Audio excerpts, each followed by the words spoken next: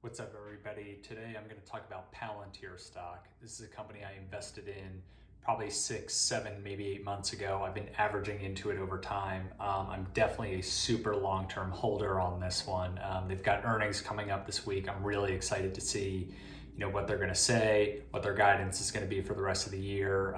Potentially if they're going to maybe comment on the Jedi contract with the Pentagon. I thought it maybe be useful to kind of give this broad overview of kind of what Palantir is, what they've done so far, through their history and kind of year to date, where I think they're headed. Obviously this is not financial advice. I'm not a broker. I'm not a wealth advisor. This is just my opinion.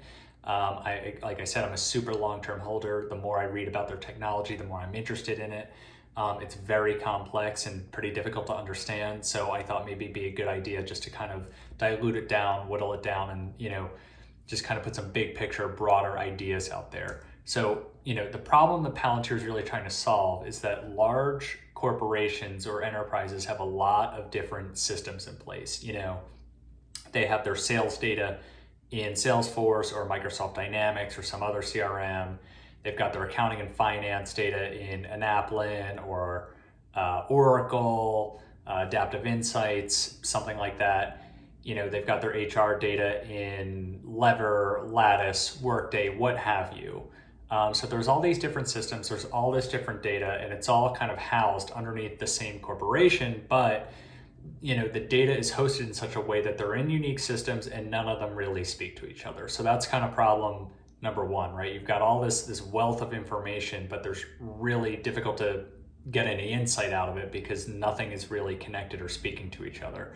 So, you kind of have these disparate systems in place, and businesses are becoming more and more data oriented. I mean, it's kind of getting overused now, but everybody's saying data is the new oil, right? So decision makers are looking to make data-driven insights that help the business move forward, but how can you do that when all the data that you have is in all these different systems and none of them are talking to each other, right? So this is a very sort of aggressive problem that Palantir is trying to solve. And this is a lot easier said than done. So, I don't even want to say that Palantir is trying to solve this. They actually are proving that they're solving this. They have a number of government clients, whether it's US or our Western allies, as well as commercial customers. And they're expanding the use cases within these enterprises, which is really amazing. Because most companies' data is messy and disconnected, a lot of corporations hire investment banks, management consultants, advisory services, and these are very, very expensive. And to be completely honest, most of the time, these people come into corporations, they dig into your books, they dig into your systems for several weeks, even months, and they have these really pricey engagements, and then nothing really comes out of it. They're typically, pretty unsuccessful, and they kind of tell you what you need to do next, but there's not a lot of actionable insights or like actual decisions that are really being made. It's just kind of like, okay, I paid like $1 million in fees for this service, but I still don't really know, what to do. So, Palantir, what they're doing is they're trying to create value from this data. And, I'm not saying Palantir is cheap. Obviously, their product is very expensive. That's why they're doing over $1 billion in revenue. But, what Palantir allows you to do is build a unified data ontology by leveraging your different disparate siloed systems. And so one of the most appealing aspects of Palantir software is that it doesn't displace your existing systems or your existing investments. It actually can go on top of that. And so you can generate more value from your existing infrastructure and frankly, the money that you've already spent, which is really amazing if you think about it. In 2019, the company posted $743 million in revenue, 67% gross margins. In 2020, they actually eclipsed $1 billion in revenue for the first time. They did $1.1 billion in revenue, 68% gross margin. This year, they're supposed to come in, the consensus estimate is about $1.5 billion in revenue. Next year, about $2 billion in revenue. Alex Karp, who is their CEO, he's been the CEO for a very long time. He's on CNBC all the time.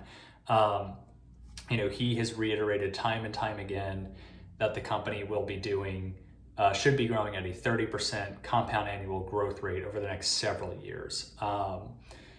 That's really, and frankly, and this is just my opinion, I actually think that's understated. I think they can at least derive that much growth. I think the company is doing a lot to aggressively pursue these growth targets. I'm really impressed with what they've done so far, especially as a public company. I'm willing to admit that it is a bit pricey, but they're also making a lot of strategic investments in other disruptive tech out there that I think could serve as connectors on top of the Palantir Foundation. So I'm really excited to see how that plays out in the long term. Overall, I'm very bullish on the stock. Again, like I said, I am a shareholder. I have about 500 shares, probably at an average of 20, 21 bucks. And I'm willing to admit it is a bit pricey, but I think that my strategy is to just average into it over time. I am an ultra long-term holder on this, or at least that's my plan, 10 or more years. So I think that over time I will buy more, whether it's up, down, whatever. Something that I've learned in investing is you do have to learn how to even average up, or else you're just, you'll always be waiting for that next drop and then it never comes. Anyway, let me know what you think in the comments. I'm super excited about their earnings this week, and I'll probably do a follow-up video to see, comment on how that goes. I'm really curious to see if they comment on the Jedi contract with the Pentagon, but if they actually specifically mention any commercial customers that they've won. I really am curious to see how they're doing on that side of the business. But anyway, thanks for watching. Let me know what you think. You think if I missed anything. Again, this was supposed to be kind of a high-level, broad overview of the business, not a nitty-gritty, granular, kind of overview of their software. So yeah, thanks.